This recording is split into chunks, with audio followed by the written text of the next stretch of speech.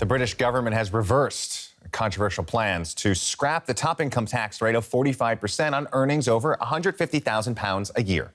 The proposed tax cut was unfunded, which means the government would have needed to take on new debt to finance it. And that sparked market turmoil and huge criticism at home and abroad, including from the likes of the International Monetary Fund. After spending 10 days defending the cuts, Prime Minister Liz Truss has now given in to the pressure. Here's UK Chancellor of the Exchequer, Kwasi Kwarteng, the minister responsible for the country's finances. We just talk to people, we listen to people. I get it. We not only talked to people, we saw people's reactions. We were talking to constituents, we were talking to a whole range of stakeholders, and we felt that the 45p issue, the 45p rate, was drowning out a strong package of intervention on energy, a strong package of intervention on tax cuts for people generally, and we decided not to proceed with getting rid of the 45p rate. Let's break down that statement with Tim Bailey, who's a professor of politics at Queen Mary University in London. Very good to have you with us. Professor Bale, just how much of an embarrassment is this U-turn on tax policy? Well, it's a humiliation, but it is the lesser of two evils. The problem for the government was that they were facing a defeat, I think, in the House of Commons at the hands of many of their own MPs who really objected to this 45p tax cut, primarily because it reinforced the impression that the Conservatives were far more interested in giving away public money to rich people than it did in helping people through the current economic crisis. So really, discretion was the better part of valor in this case. They gave in simply because otherwise the humiliation would have been even worse down the line.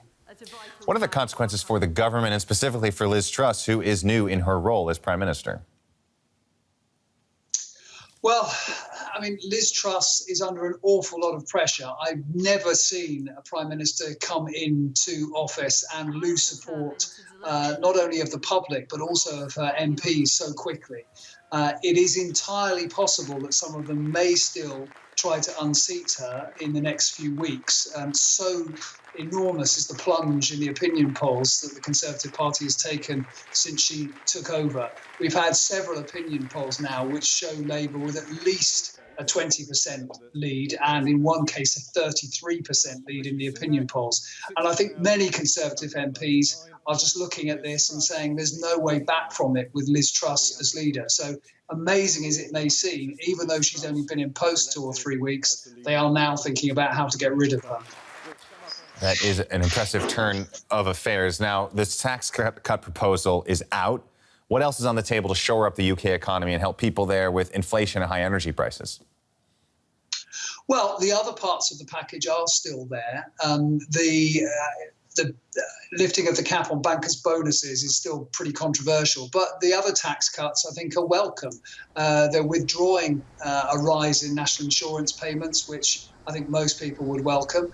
They're also giving people more generally 1 penny off income tax in the new year from April onwards. And I think that is intended to try and forestall, I think, a very difficult economic period. The UK economy, many people forecast, is due to go into recession. And then, of course, there is this big energy package capping the price of energy so that the average household will only pay £2,500 instead of what would have been £6,000 for their gas and electricity. So there is some help there from the government.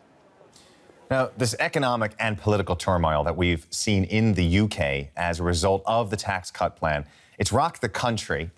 But try to help me understand, why should anyone outside of the country care about the instability in the UK? Well, I think for 2 reasons. One is, even though the UK has left the European Union, it is still a very big economy in Europe. It still does a fair amount of trade with other European countries. So what happens in the UK, I think, does matter. There's also this question, I think, of contagion. Some people worry that if the economy of the UK runs into trouble, then we could find that actually causes a ripple effect in other economies. And then I suppose there is the third reason, which is, well, it teaches other governments that you simply cannot now go into a situation where you make tax cuts which are completely unfunded. It may be written off as orthodox economics by Kwasi Kwarteng and Liz Truss, but markets expect you to balance the books. And if you do anything, I think, too unorthodox, then you run into trouble. What position, you mentioned that, of course, the UK and the EU, they have some bad blood between each other now. What position does the British government find itself in as it looks to restart negotiations this week over the Northern Ireland Trade Protocol, which is, of course, a major sticking point and a legacy of Brexit? Well, interestingly, there are some rumours that there has been progress under the surface between the EU and the British government on this. I think it really is in both sides' interest to try and settle this question.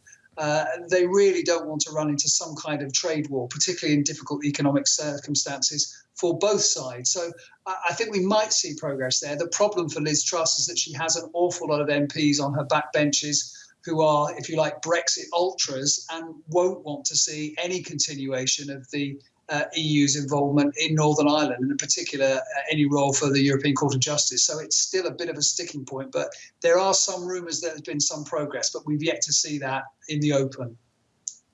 We're going to have to wait and see what unfolds this weekend and the weeks to come. Tim Bale, Professor of Politics at Queen Mary University in London, thanks very much for all of your analysis.